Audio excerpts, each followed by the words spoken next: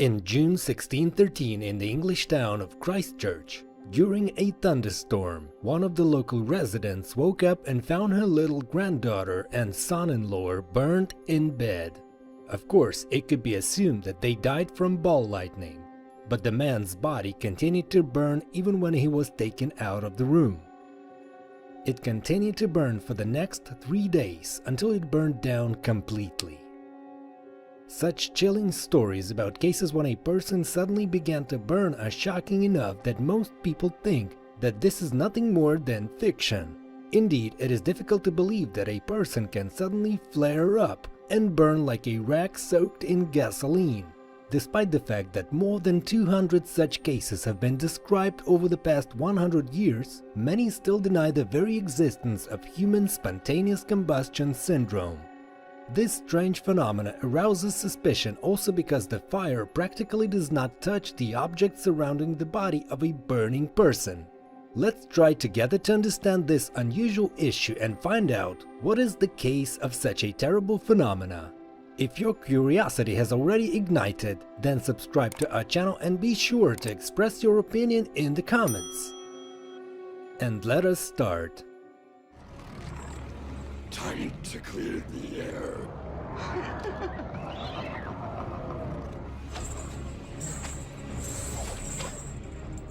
The most famous case of spontaneous combustion occurred in July 1951 in St. Petersburg, Florida, USA. Yes, it's the USA. 67-year-old Mary Reeser died. The woman was seen alive the evening before, and only a few hours later they found several pieces of bones and one intact foot.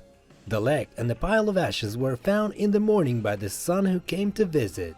The handle of the door in the mother's room when he tried to open was still hot. The stopped clock showed the time at which the ignition occurred, 4 hours 20 minutes in the morning. Mary was dozing in a chair. It also burned down to the springs. And the fire did not touch anything else, even the newspapers lying nearby. There were no traces of soot on the walls and ceiling. The smell of smoke was barely perceptible.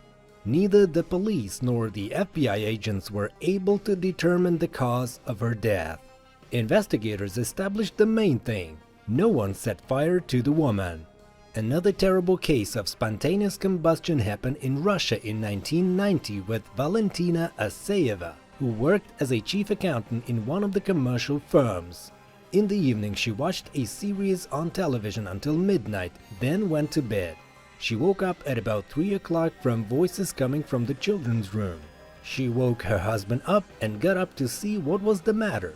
When Valentina opened the door, she saw a bright flash of light, felt a sharp pain in her heart, and lost consciousness. And 2 hours later, the woman lying in bed was suddenly engulfed in flames. The husband began to put out the fire and he succeeded, but the consequences of an unexpected spontaneous combustion turned out to be terrible. The left side of the body, especially the chest, was covered with blisters. The hair on the head was burned to the very roots, but the eyebrows and eyelashes were not affected. All that was left was a cotton nightgown and sheets. The doctors who arrived on call, having examined the victim, could not understand anything. Following the doctors, a few hours later, firefighters arrived, who also could not clarify what happened in the apartment. In the protocol drawn up by them, it was only indicated that a fire had occurred, the causes of the onset and termination of which could not be established. The fact is that Valentina's husband did not have time to do almost anything. He only poured a glass of water on his burning wife, and the fire went out just as unexpectedly as it broke out. At the moment, there are about 200 documented and described cases of spontaneous combustion, which chill the skin and excite the minds of researchers. And they all have one thing in common: the limbs of the victims often remain intact. Also, the torso and head are burned beyond recognition. The hands, feet, and part of the legs may not be burned at all. In addition, there are little or no signs of fire in the room around the person, except for a small amount of burning on the furniture or on the walls. In rare cases, the victim's internal organs remain completely intact while the external ones are burned. The greatest interest, of course, are the stories of those who became victims of spontaneous combustion but survived.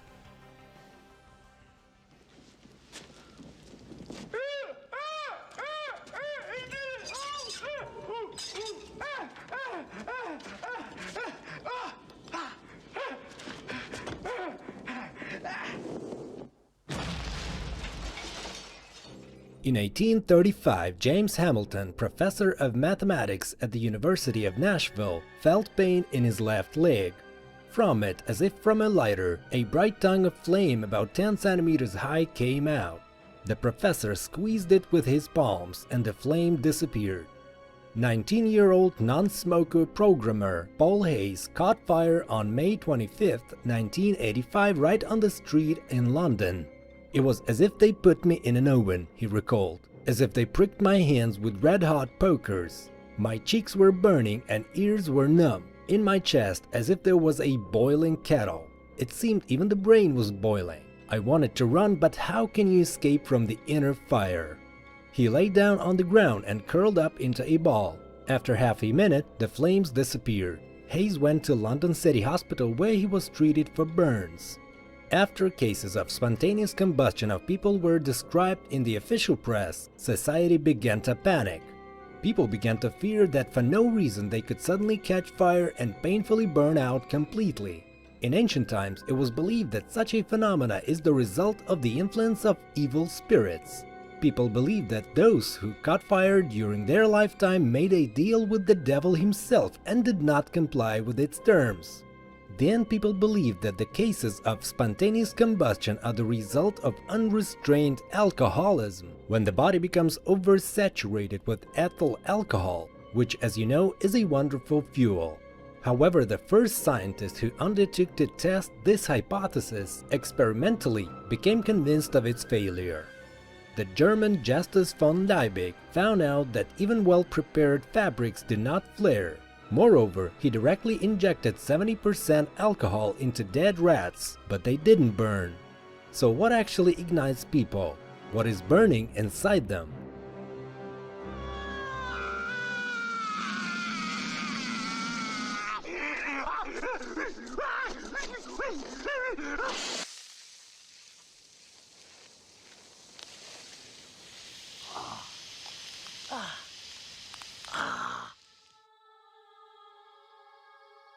In the second half of the 20th century, serious researchers of paranormal phenomena took up the study of the phenomena of spontaneous combustion.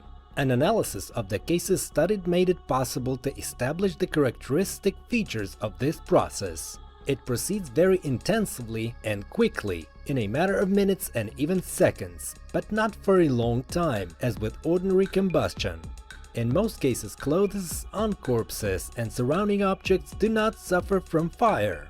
This suggests that the rise in temperature and ignition are occurring inside the body, not outside. Otherwise, the clothes would burn in the first place. And sometimes even parts of the body remain intact. Fingers, arms, legs, head, as if they had fallen out of the combustion chamber.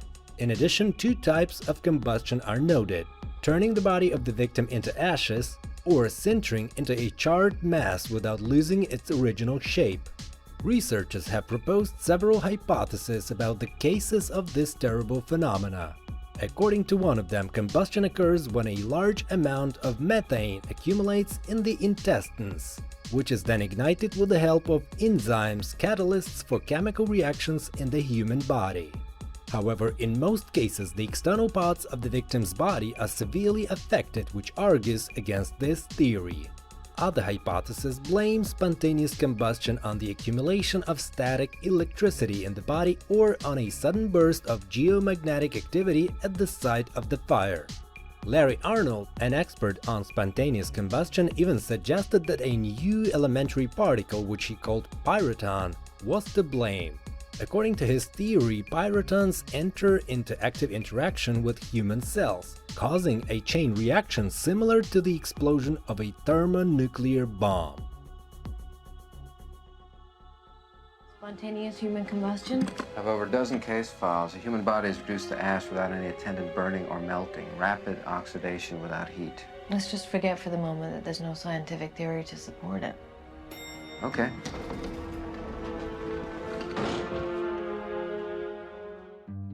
Today, there is not a single scientific theory that satisfactorily explains this amazing phenomena. But one thing is clear: spontaneous combustion of people is not a figment of fantasy, but a real fact.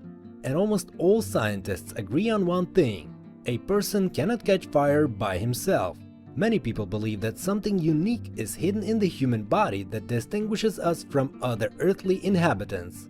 Some aspects that are still unknown to us.